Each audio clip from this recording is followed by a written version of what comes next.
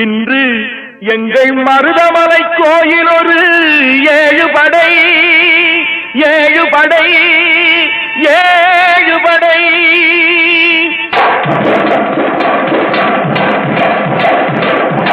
மருதமலைக்கு நீங்க வந்து பாருங்க,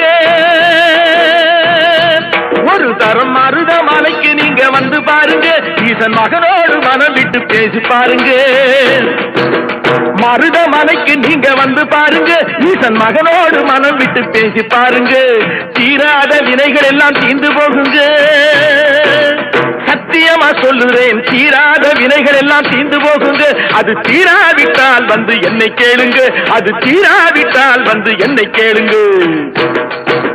மருதமலைக்கு நீங்க வந்து பாருங்க.